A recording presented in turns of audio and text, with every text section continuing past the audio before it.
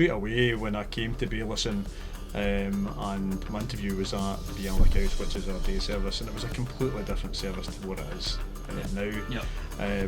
But there was just something about it that made me think that there was something I could do, there was something I could add to the organisation. They had been left without a manager, and I've kind of grown with the organisation. So when I returned to Bailison, so I was care manager when I left. When I came back, we agreed that my position should be operations manager, because there was more involved in just being the care man. And from then we started to take on some more services in the community. We took on some more staff, which created a kind of another level of management within the organisation. So I then moved up to operations director. I was then promoted to chief executive at a time when we felt that the organisation had got to a level where we felt we needed to have a kind of better structure of kind of leadership staff within the organisation. You know, there's a lot of staff that work for Bailison Community Care that have known me for a long time, but there's also a lot of staff that just see me here as the chief exec and don't really know my story. And whilst it's been a long time since I've worked in the front line, but I have been there. And I've worked my way up, and at one point I had 3 jobs, and I think at this moment in time in the sector we really are at such a critical point. And don't get me wrong, there have been moments over the years where it's been extremely challenging around funding. That's not happened for a long time. Then COVID came along, and it was something that we had never experienced at all. But it's really highlighted a lot of mental health. A lot of people have suffered, who've been lonely, isolated, so I think that there's a big backlog of mental health now, and I think that's sort of scoping the way forward. And I think there's a big strain on the mental health in Scotland and the NHS at the moment. If I had to go back out and work in the community tomorrow, would you give up the coffee for the service visits? I would.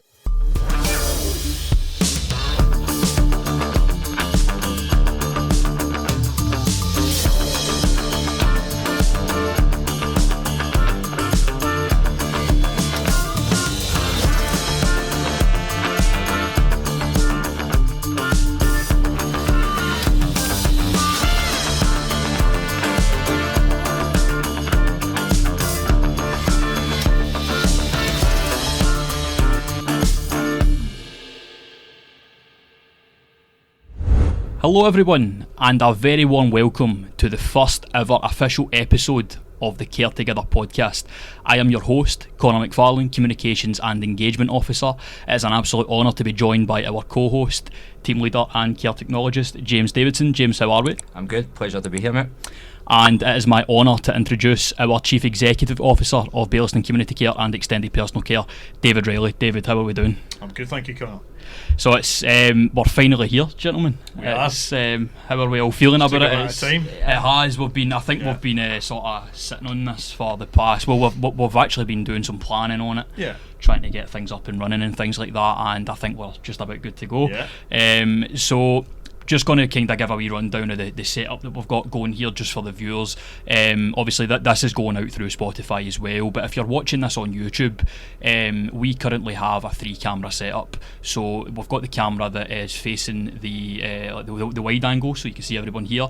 We have a camera that is facing James. James, give us a wee wave. And a camera that is also facing David. There we are. So thank you so much for joining us, gentlemen. This is very exciting. So the whole purpose of the podcast really, I think, was you'd first mentioned it to myself, James. About the sort of idea of it, and at first I wasn't really sure if it would work out or not. I was like, God, does that sound a wee bit too good to be?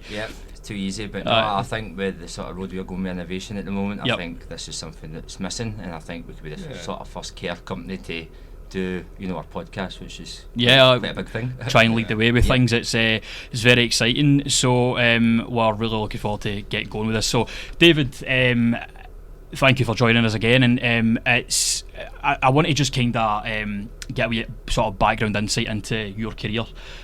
Take us back to how everything sort of started with yourself, David, because I don't think I've ever even personally heard how you got started in your sort of career. So take us back to the very beginning and walk us through to how you got to your position here at the moment as Chief Executive. Yeah, absolutely, and we've spoke about this quite recently in my blog. So it's hard to believe that it's 32 years this year working in health and social care. So I started working in social care when I was 16. I left school not sure really what I wanted to do, and at that time my grandfather had moved into a brand new sheltered housing unit in our town. And I thought this was a fantastic facility, and I then started volunteering a couple of nights in the unit, and then I suddenly developed a passion for working with older people, and from there I managed to get into a YTS in a local residential home, and I was there for just under 2 years on a YTS placement, and I then progressed over the years working in various nursing homes and care homes. I then went and achieved some qualifications, and then kind of worked my way up the ladder from care assistant to senior care assistant. I then moved to a large care home operator as a deputy manager, and at that time I was one of the first deputy managers within the care home group that wasn't a registered nurse. So this was quite a new thing for the care home group, and they were quite keen to look at a social model of care as opposed to a nursing model. So they developed their very first residential unit within the group, and I was appointed as the unit manager and deputy manager for the home. I then stayed with the group for a couple of years, and I moved to one of the other larger homes. It was an 80-bedded care home in Ayr, and I was there as deputy manager. And at that time the care home group was sold to Bupa Care Homes, a large national organisation. And at the time when they bought over, I was starting to think about my career and what I wanted to do, and whether or not it was care home management or did I want to do something different. And I saw an advert back in 2005 for Bailliston Community Care. They were looking for a care manager. At the time I had no idea where Bailliston was, and I applied for the job, and then when I heard where the job was based, nothing to do with its location, just at the fact that it was the other side of Glasgow, far away from where I was living, and I then phoned up and I said, look, I'm not coming for the interview. I then got a phone call from the chair of the board to say, please come for the interview, we would like to meet with you. I decided to go along, and straight away when I came to Bailliston, and my interview was at Bialik House, which is our day service, and it was a completely different service to what it is now. But there was just something about it that made me think that there was something I could do, there was something I could add to the organisation. They had been left without a manager for a period of time and really wanted somebody to come in who had kind of drive and ambition and wanted to do something a bit different. And so therefore I started in Bailliston in 2005, which is hard to believe it's 20 years this year. Wow, that's crazy. I should say, in terms of my career path, whilst I've had 20 years give or take at Bailliston, some people will know that I did take a year out of working with Bailliston in 2008. I left Bailliston in 2008, thinking that I wanted to do something a wee bit different, and I joined a national recruitment agency and helped set up a branch in Glasgow, and I really enjoyed that, but I really missed the kind of day-to-day operational work that I was doing at Bailliston, and I enjoyed working for the recruitment company, but there was aspects of the job that I did before I wasn't doing, and I missed that. And actually I had no intention of coming back to Bayless, and it was just through a conversation I had with the chair, and she had asked if I could come back and do some freelance work with the organisation, because the manager had taken over from me, had taken a leave of absence, and I came back and did a bit of freelance helping with a tender. And from that conversation, I then said, look, I would love an opportunity to come back. I really miss Bayless, and they said, right, okay, if a vacancy becomes available in the future, we'll let you know. And that happened fairly quickly. Wow. And I've been back here since 2009, and I've kind of grown with the organisation. So when I returned to Bayless, and so I was care manager when I left. When I came back, we agreed that my position should be operations manager, because there was more involved in just being the care manager, because as a small voluntary organisation, working with a voluntary board, you are managing all aspects of the business. And I felt that my position didn't reflect that, so that was an agreement that when I was coming back, and from then we started to take on some more services in the community. We took on some more staff, which created a kind of another level of management within the organisation. So I then moved up to operations director, and then we started to have some service managers within the organisation, and then I was then promoted to chief executive at a time when we felt that the organisation had got to a level where we felt we needed to have a kind of better structure of kind of leadership staff within the organisation. And then I think when we moved from our premises in Buchanan Street in Baylesson to here, and when was that, 2018 was it? I really think that then things started to kind of take off. So that's kind of been my kind of history and my career to date. You know, and that's I don't know about you, James, but that's the first time that I've sort of heard that story. Yes.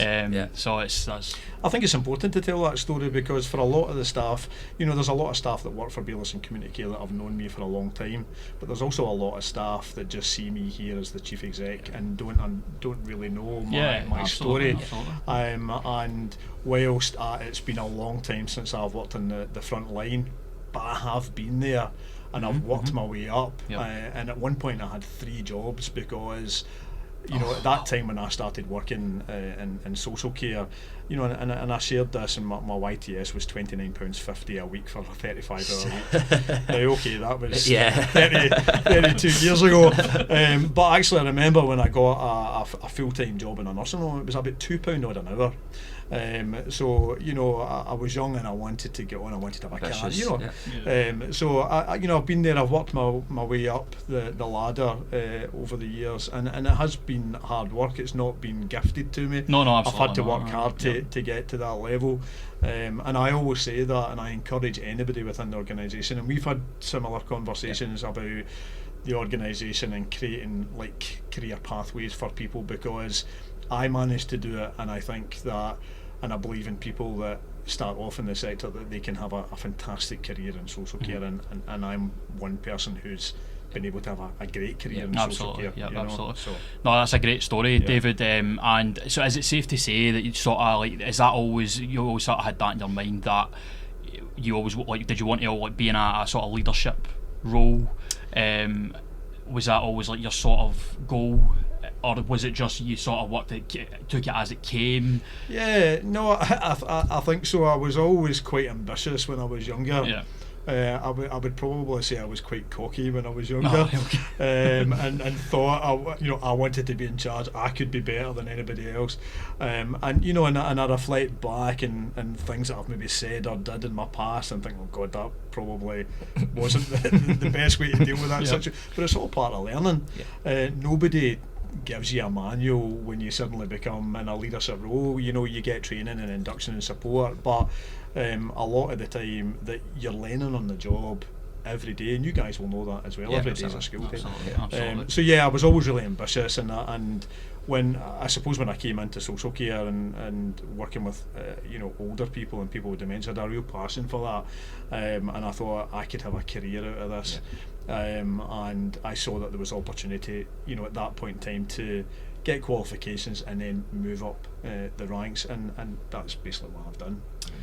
That's inspiring. Very inspiring. Yeah. What about yourself, James? How did you get sort of started here in care and things like that? How did not as long ago as David, mind you, but no, You're a wee bit younger, just a wee bit. But no, I started with Baillieston Community Care in 2020, just as a home support worker. But no, a bit like David, from a young age, I really wanted to work in care. I loved the aspect, of looking after people, and I do believe we've got to sort of have the heart to be a carer, and I think Baillieston Community Care has been a great pathway to climbing up the ladder. I've went from home support worker to team leader, and then I went from team leader to sort of a new sort of position that was created, care technologist. It was initially done by Dan Plant, who it was like a sort of trial period with Scottish Care. He was in head office for a year, and I'm glad I got to know Dan. I think Dan put me sort of forward to the chat with David and thought I was sort of the guy to take over the reins, and I've loved every moment of it. I'm very appreciative to David Baillieston for giving me the opportunity, and look what we've achieved within the project. Exactly. And we'll talk about that. We'll come to that as we get through. It's just really interesting to hear sort of, and I think that's what's very inspiring and unique about humanity, is the fact that everyone has their own story to tell. Everyone has their own sort of humble beginnings, if you know what I mean. And I think it's excellent to hear sort of how people started. It gives other folk maybe some motivation or things like that. So David, just can I ask you, obviously from not coming from a caring background, and obviously you're in a care company, how did you come to, obviously I know you're very good at all the content creation, communications, engagement officer, but what got you into that? So at the time I was unemployed, and this is actually my first official job. So I was a bit of a late start, 22-year-old when I first started here. Before that I was doing college and some training courses in computing here and there. I knew that I'd always wanted to work with computers. That's something that I'd always sort of had in my mind. I was like, right, I want to do some office work, something that involves digital media, something like that, possibly marketing, creating content, because I knew I was always quite passionate about content creation. And at the time I was signing on with the job centre, which sounds a wee bit awkward to say, but it was true. that was the situation. I was signing on at the job centre, and luckily for me at that time, Rishi Sunak was the Prime Minister, and I think he launched a thing called the Kickstart scheme for young adults aged between 18 to 24 or 26, I want to say, and it was mostly aimed at those who was struggle to maybe get a foot in the door, struggle to get a start, things like that. Obviously I didn't really leave school with any real qualifications to my name. I left school quite early, so I knew it was important for myself to go through some training courses. I done a business admin course, and I'd done a college course as well, digital media with computing, or computing with digital media, sorry. I'd done that for 2 years at level 5 and level 6, because I knew that if I was wanting to work with computers, or I was wanting to do something around content creation, I really had to have some kind of experience, or maybe not experience as such, but some qualifications there behind me to really come. So I always knew that that's what I wanted to do. I didn't ever expect that I would end up in a position that I'm in at the moment at Baillieston Community Care, shooting a podcast, being in charge of the sort of content side of things and the social media. But yeah, it was available through the Kickstart at the time. I was just making applications. And that was new for us as well. Yeah, because we saw that there was an opportunity to apply for some funding, and the criteria for the Kickstart, and I think you probably know this, you maybe don't know, that is that we had to create a new role. The funding couldn't be used for an existing role. Oh really? Yeah. So I didn't know that. Yeah. I didn't know that. So we thought, right, what do we need within the organisation? I was like, I really need somebody in comms to help me, because at the time, you remember when you came on, I was doing some of that as chief exec. I was trying to do some social media content. That's shocking. So we created a role, and you came along, and There we go. That's The rest crazy. is history. The rest is history. So I originally joined on a 6-month contract that was funded by the government, but David was pretty upfront and honest with me for the get-go. He says, "Listen, don't worry about things. We're not just going to let you go after the 6-month period is over." So I had that almost sort of mental security, if you like, that I knew that after the 6-month period was over that I wasn't going to lose my job. So I think you'll probably remember when I first joined I was really shy, and I was kind of scared to answer the phones and things like that. And I think if I'd asked you to do a podcast, oh no, that would have been like, I would have considered leaving. I would have done that. But and like I said, I think that's what's great is everybody's got their own sort of story with things. We've all got our own story, and I think nobody should ever be. I think it's good to be honest and say where we all came from, and I'm happy to say that I left school when I was young with no qualifications, and starting a YTS on that, but it gave me an opportunity to get my a step into the sector and absolutely. And find out what I wanted to do in life, because I left not knowing really what I wanted to do. So speaking of the sector, David, I would like to kind of dive into this. I'm just curious on your personal or your professional sort of view, at least, on the current state of the care sector in Scotland, and what do you think is currently the biggest challenges, and where do you see sort of hope on the horizon?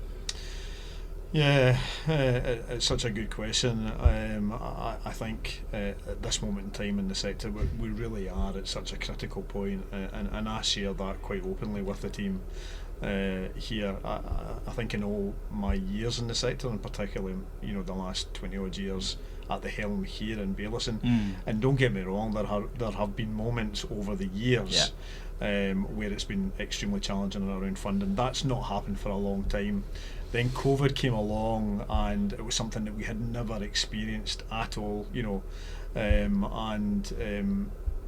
but I think, and we thought that was challenging, and it was horrific, and I hope we never have to go through that again. Yeah, absolutely. But we've came through that, but I would say now it is the most challenging that it has ever been in the sector, and there's a number of reasons for that. I think that since the pandemic, we've seen more people who are living at home longer with complex needs, so there's a far greater demand on the system, not only in social care but in the NHS, and this is publicly reported in the media, as you know.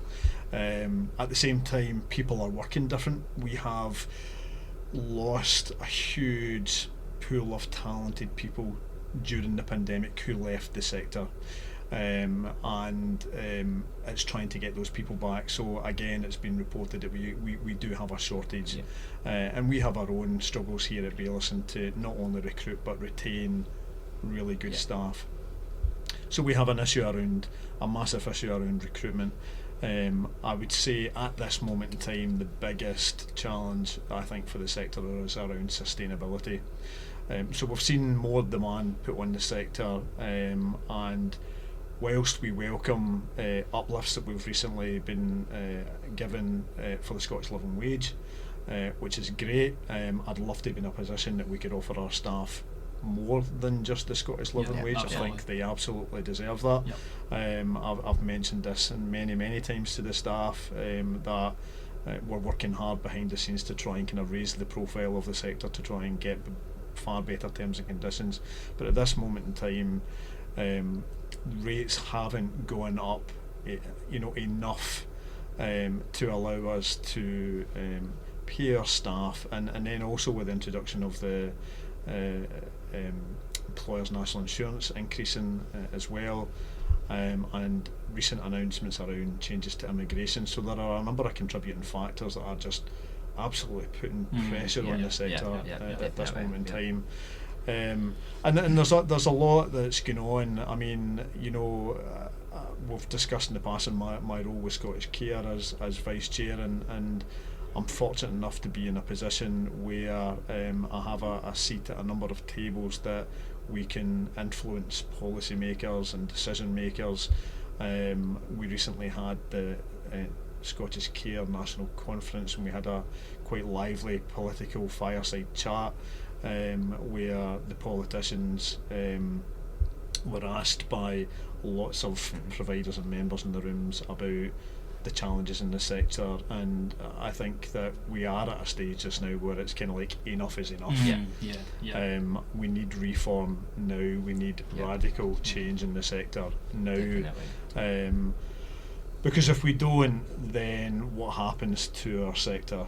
And so it'll be interesting to see what happens throughout this year and as we move forward. But we need investment now, because we're just losing, really good staff to other sectors like retail and hospitality, who are now in a position where they can offer staff far better terms and conditions than we can have. So that makes our job that much harder, and it shouldn't be. We're trying to deliver a high quality service to people in our communities, but there are so many other factors that are making it so difficult to continue to do that day in and day out, and invest in our staff, invest in the organisation, because I think we all agree as an organisation we're always quite ambitious in what we want to do, and there's loads of things I want to do within the organisation, and it frustrates me because I don't have the resources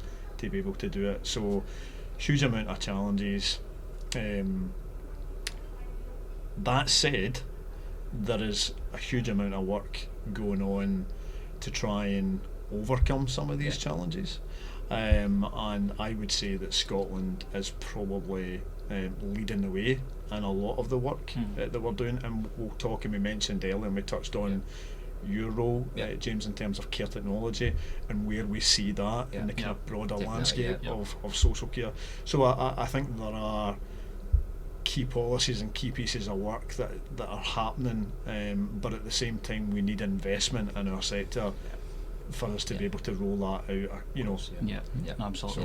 Yeah. And in terms of the sort of challenges that remain with the sector at the moment, David, would you say that those sort of challenges have always maybe been present, or do you think that we've came into a lot more challenges post-pandemic? Do you think COVID has sort of caused a lot of issues that's just continued? I think we all agree with this, that during the pandemic, I think the social care sector was way more visible than it had ever been.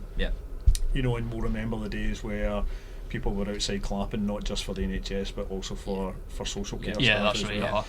So it did, but the sector was already fragile before the pandemic. I think it just raised it even more so now. But it's really highlighted a lot of mental health.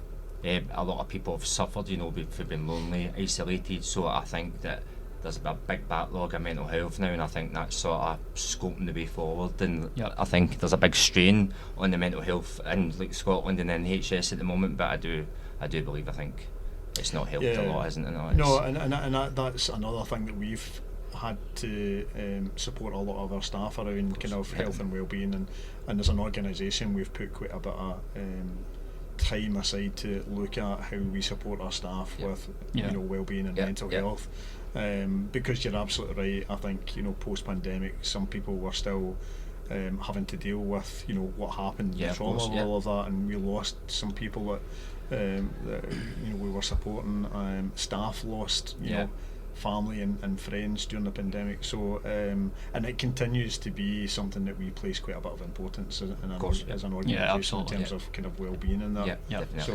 So with the sort of current challenges in the care sector that remains at the moment, David, what sort of role do you think that organisations should be playing, including ourselves, that could possibly shape the future? So in addition to my role here at Bailison, I've sat on the Integrated Joint Board in the City of Glasgow for a couple of years now, representing the independent sector in Scotland, and I've been on the executive board of Scottish Care for about 7 years, and recently as the vice chair. So these create opportunities for us to let people know the work that we are doing every day. And if you think about it in terms of Bailison Community Care, we've been around for 33 years this year. So 1992, Baylison started. We have a wealth of knowledge and experience within our organisation, and so do many organisations across the city and across Scotland. And I think what we're wanting to see is that we are treated as equal partners. So it's about involving us, letting us have our say, allowing us to contribute to local and national policy, because we know what it's like. We're doing this every single day. We are the voice for many of our service users that we're supporting, and we have to be the voice of our frontline staff who are out there working so hard every single day for £12.60 an hour. So I think it's so important, and for me it's always been something that I've worked really hard over the years to try and raise the profile of the third and independent sector. Absolutely. And I've been really fortunate enough to chair meetings and be involved in meetings and contribute to discussions around the sector challenges and things like that. So I think it's so important that we are part of, because we are part of the solution. Correct. We've said this for many years. And David, in your mind, what does innovation look like in care, in the care sector?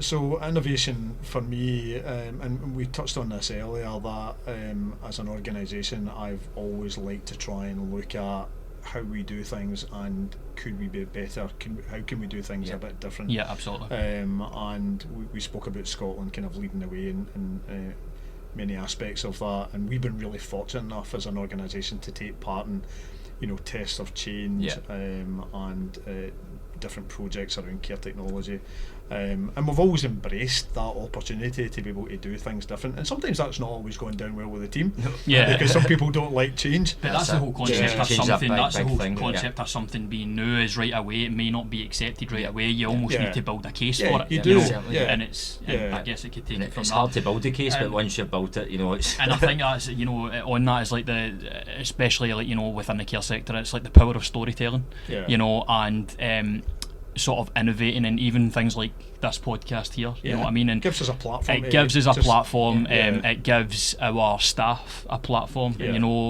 Obviously down the line we're going to bring some professionals on, some staff members on, possibly service users if they fancy it. You know what I mean. So it's really we're providing sort of that platform for our staff, and I think that's a fantastic opportunity, because I don't think a lot of folk are able to say that my organisation has a podcast.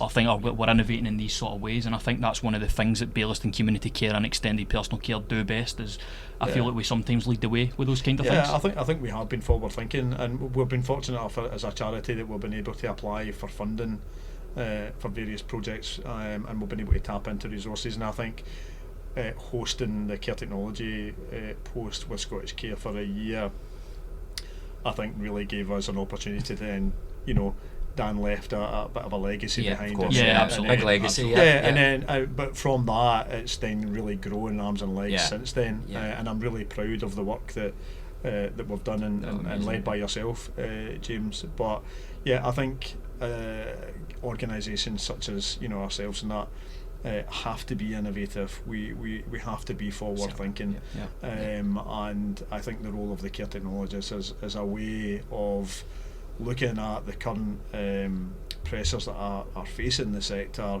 and finding other ways of doing things that promotes independence, keeps people connected, keep people safe, living at home as long as they can, because we do have a pressure in the system in terms of there is a lack of labour market there in terms of available staff to deliver all of this care. So we need to think about different, and I think the work that we're doing is really creative in that. Yep, I absolutely agree.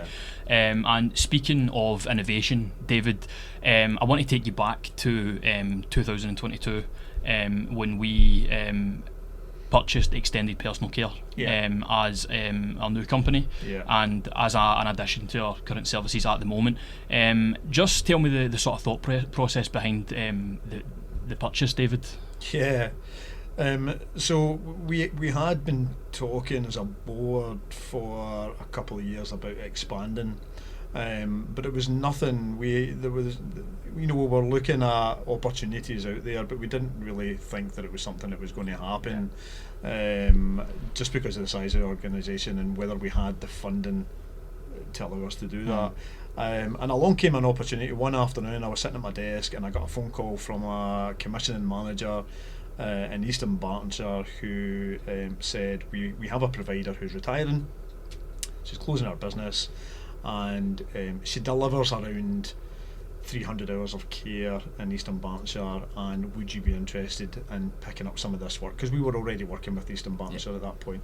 And I said, yeah, I'd be delighted to do that. So we went along, we had a chat, we met with the provider, and we then discovered that she had a respite facility that had lay dormant for a couple of years because of the pandemic. And we then had discussions with the owner about us then acquiring the brand Extended Personal Care, because for me it was a well-established organisation, and the owner was so passionate about providing high-quality care, and that the values of Extended Personal Care were very, very similar to Baylis and Community Care. And she said yes, she was open to having a conversation, and then we discovered that she had additional business in Falkirk. So we then had a meeting with Falkirk, and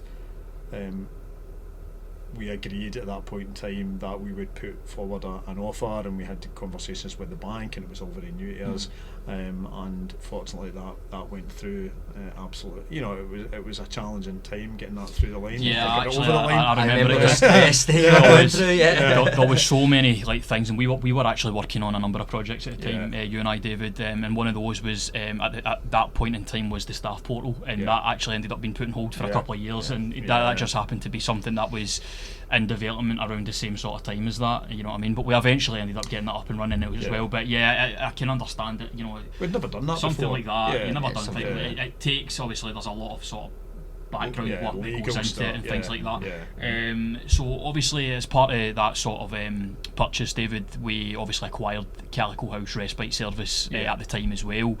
Unfortunately, more recently, we found out that the respite model wasn't sustainable in that area.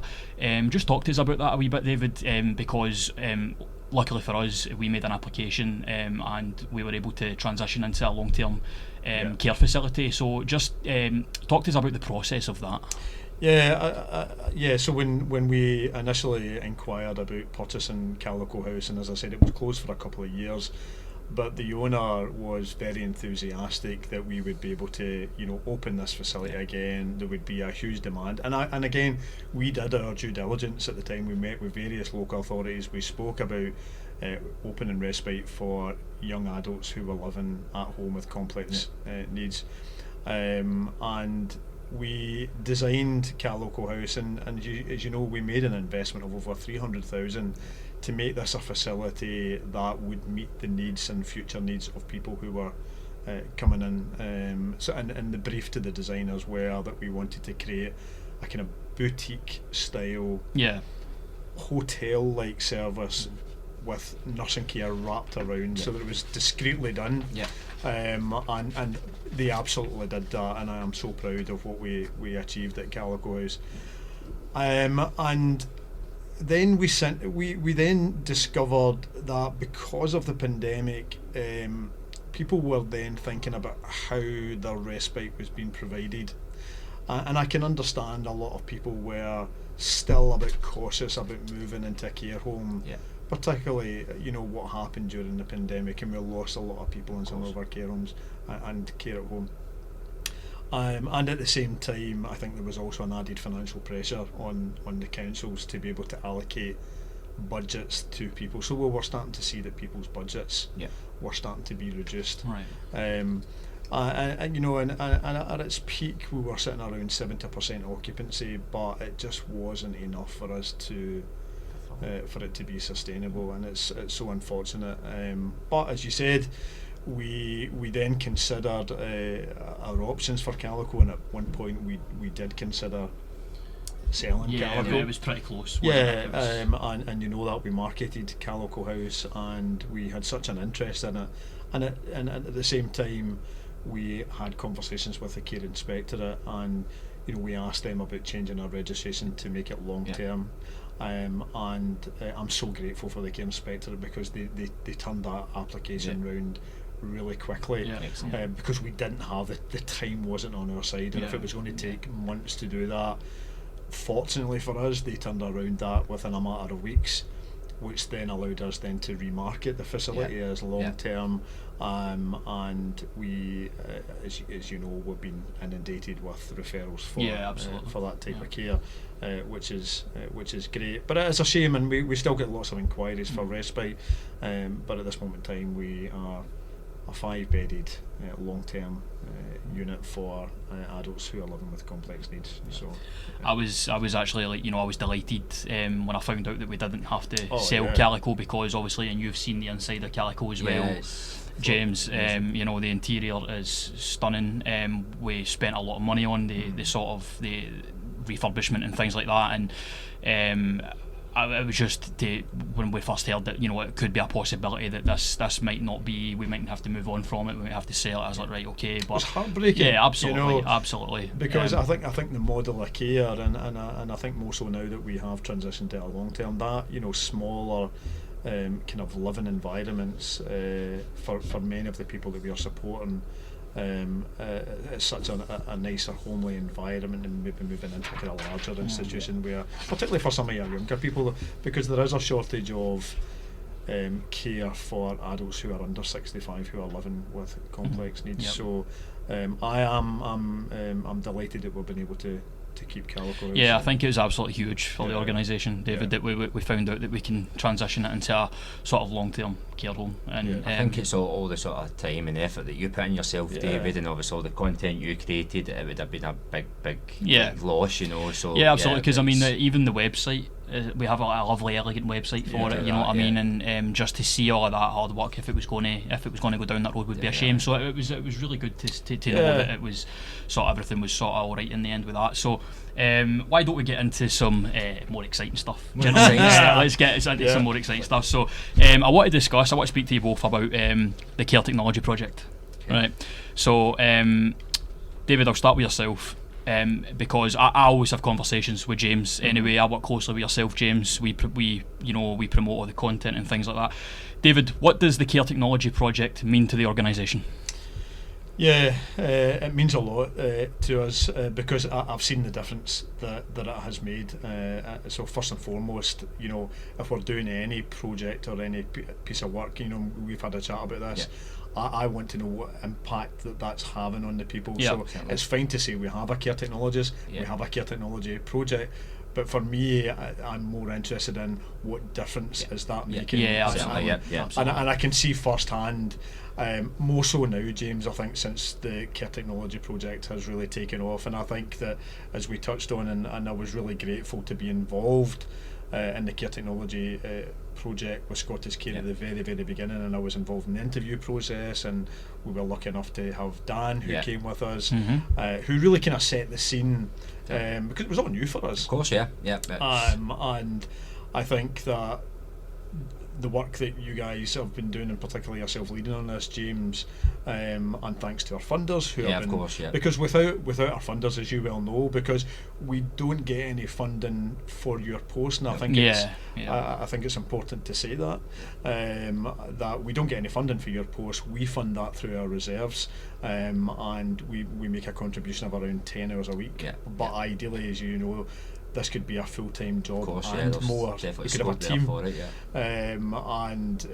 so we're looking at the future about how the post is funded, not only here at Bailison, but that can be rolled out across Scotland. Because I've seen the real difference that it makes, and you've produced some really good case studies and examples of just the smallest piece of equipment and the difference that can make from either keeping somebody feeling a bit more safe and secure in their home. For example, like the Ring doorbell just allows somebody who's maybe bedbound to have a bit more control about who comes in and out of their house which is fantastic. You know, a small piece of consumer equipment Yeah. that we've just bought from Amazon. And as you know, that a lot of our equipment that we have bought is locally Amazon. sourced from Amazon. Yeah. It's a lot of consumer products, Course, like yeah. your Alexas and things like that. Yeah. You can talk a bit more about Yeah. that, James. But for me, I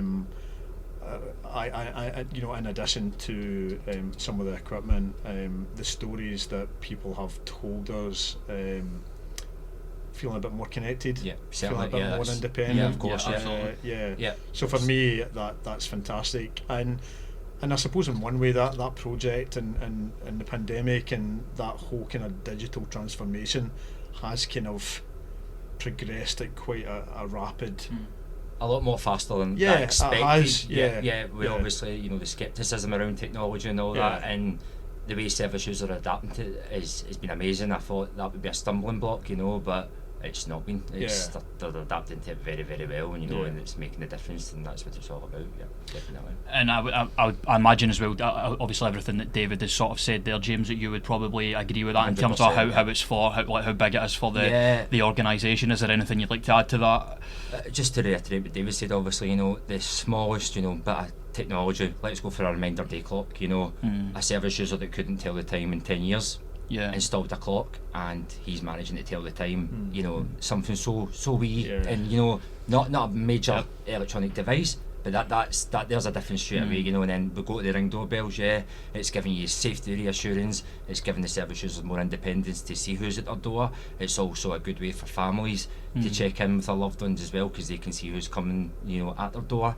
But technology is just embracing. You know, it's evolving every day. There's new technology, and as I said, you know, I'm very grateful to David and Bayliston and Dan for giving me this opportunity, and I think the future of technology, there's a lot of scope in Bayliston for it. And if you think in the time that we've been doing this project, remind me again, how long have we been running this? So now for? I would say, well, 2023, sort of about August. Yeah, I think that's when when you took over late that year. You know, when I took over for Dan, we had 11 service users like, sort of on the project, and we're now up to 77. You know, so massive. You know, it's just grew arms and legs. You know, it's just. And if you think about it, we've managed to win 2 awards. Yeah, I for didn't our want work. to. Around care technology, so care innovation at Calico House. Yeah.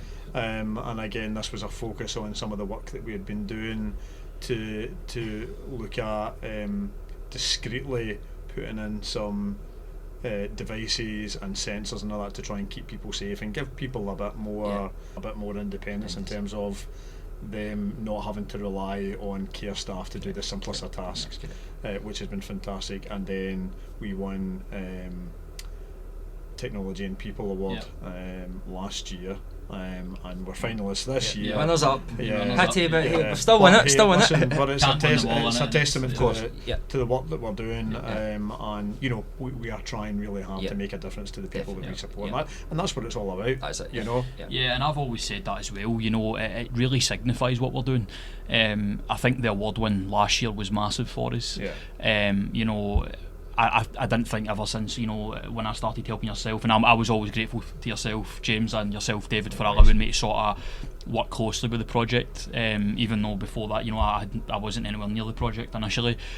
So to work behind the scenes on it, it's an absolute honour. You know, just to help out with the content side of things, and I've even had the opportunity, James, to come out to some home visits with yourself, and just to sort of touch on your point, you know, you were saying even something just as small as a digital sort of an alarm clock. Sorry, not an alarm, a day clock. I mean, to us, that's like an everyday thing. You know, and so we're really used to. I mean, to talk about technology, if you look at all these mics and the phones set up and all that, the cameras and stuff. So we are used to this technology in our everyday lives. But I always touch on what you says, James, is like it gives our service users almost that second chance with technology, because maybe through their lives they didn't have an opportunity to interact with these devices.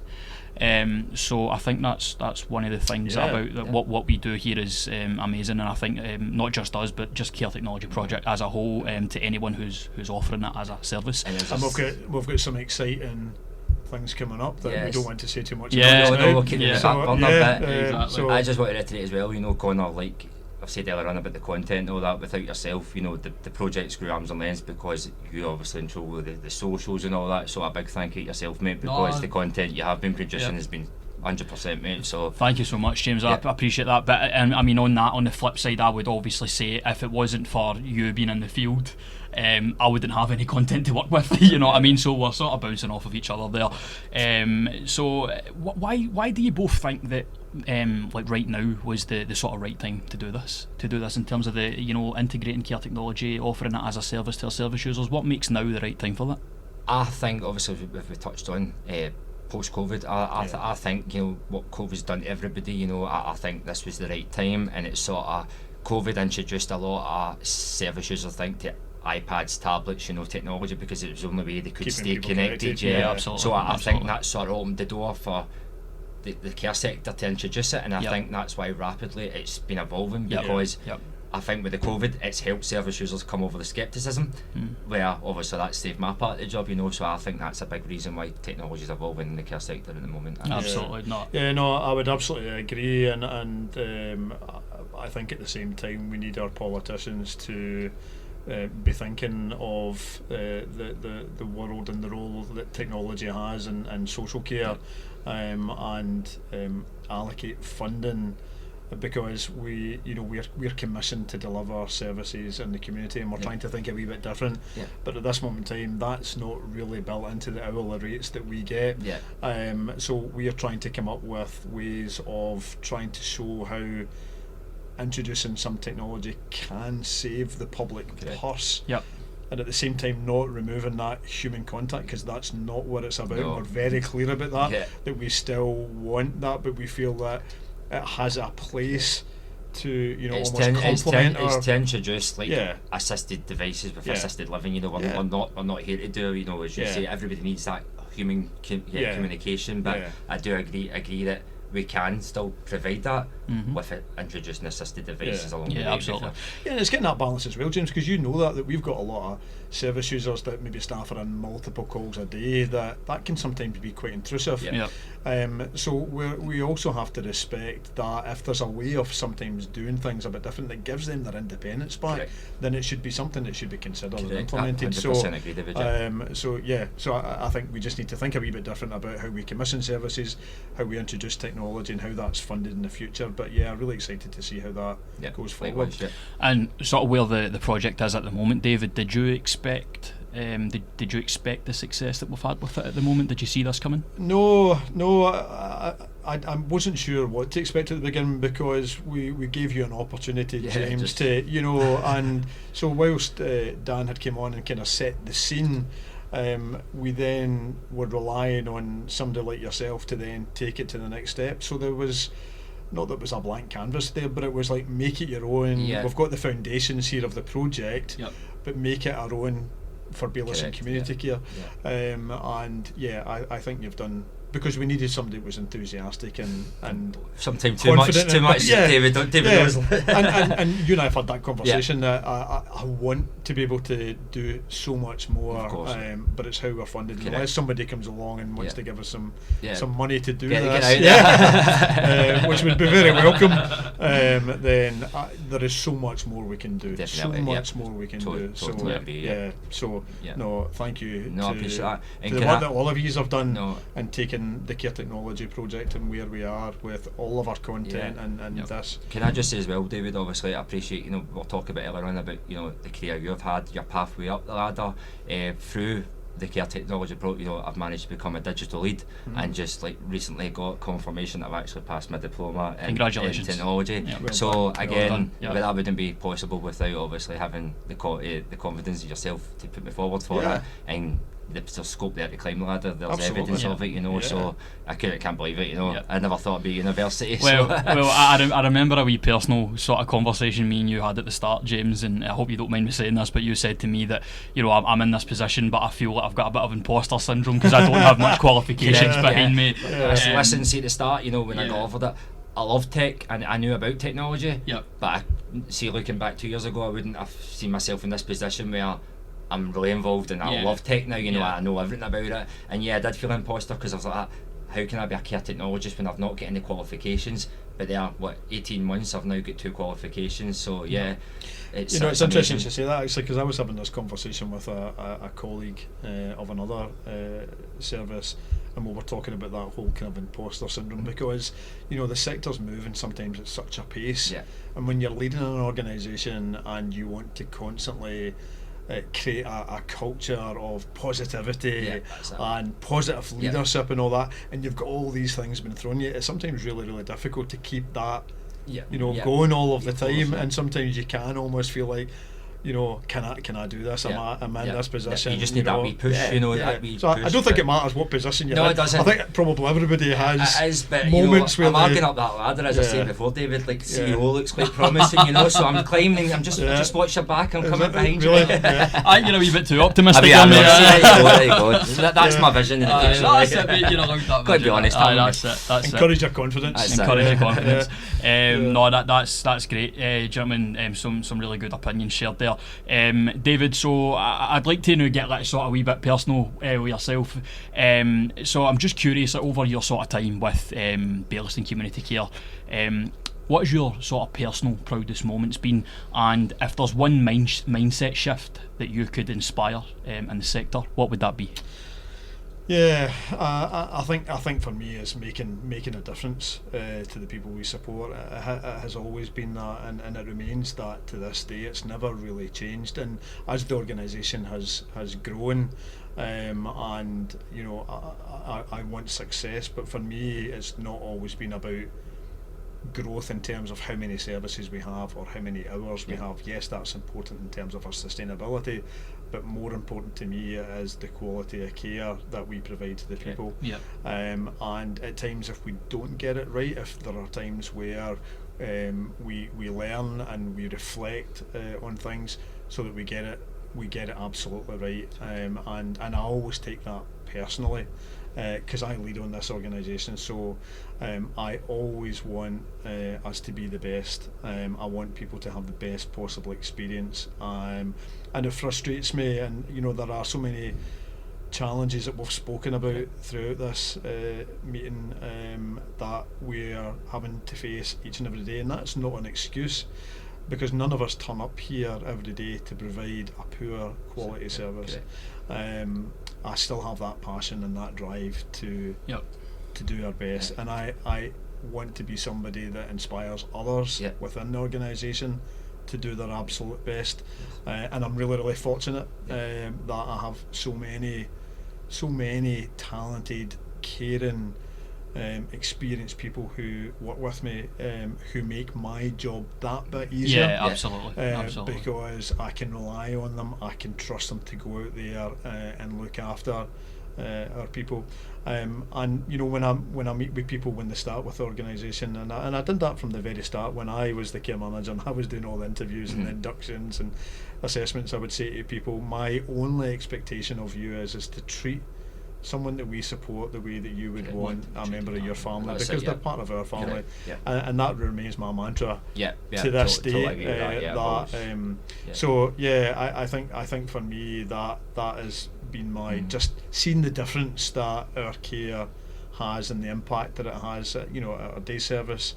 Bernie, who's our daycare manager down there, she's done a fantastic job, and Bialik House is just a great example of being able to support people who are living with dementia to remain in their communities, stay at home longer than is possible with that kind of blended home care and day service. Such a vital service, and really fortunate to have the funding from Glasgow that we can continue that service. And we've got our care at home service that we're able to support a huge number of people who are living at home. And as you know, we've got quite a diverse group from age of 16 right up. I think our oldest client was probably in their hundreds at one point. Early. Wow. And then we've now got Calico House and extended personal care. So I suppose that reach, and I suppose for me, by us acquiring extended personal care, was I thought we had a really good product here, we had a good reputation.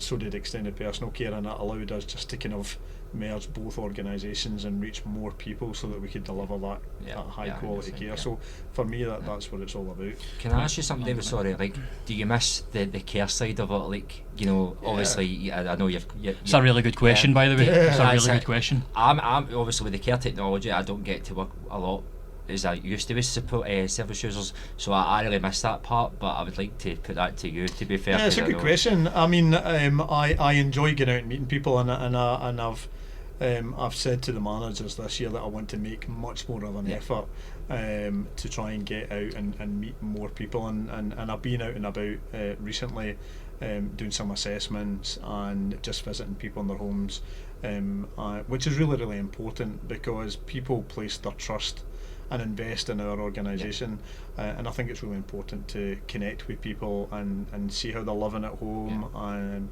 and see how we can make improvements to that, and just hear firsthand that how the care's been delivered. But I mean, if I had to go back out and work in the community tomorrow, would you give up the coffee for the service users? I would. I need to get a tunic and go to a polo shirt and go back out. That's it. There we go.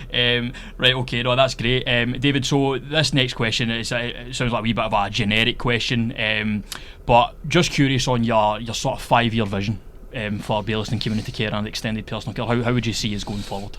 Yeah, and I suppose I just kind of touched on it there. I suppose for me, it's not necessarily continuing to grow the organisation in terms of services and that. And yes, that would be fantastic if there's an opportunity to do that in the future.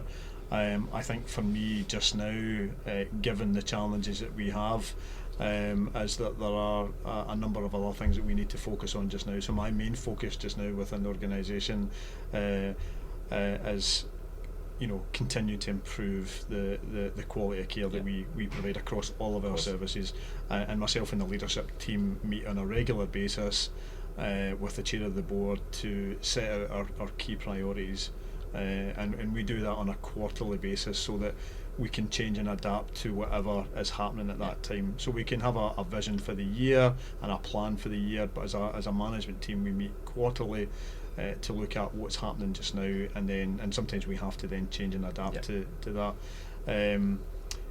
I want to be able to offer more career pathways for the staff. I want to be an organisation where people are proud to work for and want to come and work for Baillieston Community Care and Extended Personal Care. I want to be able to offer more salaried positions, better terms and conditions, more opportunities for growth, other wellbeing initiatives that we can offer our staff, more work-life balance, so thinking about shift plans and condensed working hours to try and, because again what the pandemic has taught us is that people want to work a wee bit different, and I think that we're seeing that with some people who are coming and working with us now. It's family time and other things. Whilst it was always important, I think we need to try and advertise for staff in a way that kind of attracts people to our organisation and they know that they have a bit of flexibility and there's other opportunities there. What else would I like to see happening? 4-day week. 4-day week. 4-day week. 4-day week. Yeah. Yeah, and we've spoken about that before, about condensed working hours and getting that better work-life balance. But for me, it's just about continuing to improve on the services, continue to make a difference, listening to people, getting feedback, and doing something with that, and hopefully being here, in another 30 odd years. It's the sector just now, particularly for the charity and independent, it's tough, but we're doing what we can as a board to make sure that we try and survive and progress and develop and get through this. Not an easy job. Absolutely. Well, thank you so much for sharing that, David. That's been great. I think that's just about today's episode. I think that's all I've got time for today. Is there anything else either of you would like to share before we wrap things up? Yeah. Good to go? Yeah. Happy days, excellent. Thank you so much for tuning in to our first official Care Together podcast episode. If you have watched this episode on YouTube, please consider hitting the subscribe button for more of these episodes in the near future. If you've listened on Spotify, we sincerely hope that you've enjoyed the listen. We hope that we've kept you entertained. Again, this is the first episode, so please cut us some slack. Go easy on us. Go Nice easy on us. comment. But yeah, thanks again, Pleasure to be James, here. and Thanks thank for you so much, David, for Thank you. for, Thanks for for having taking me. the time out of your really busy schedule to Yeah, help us no promote worries. this. It's Pleasure. thank you so much. Until next time, take care.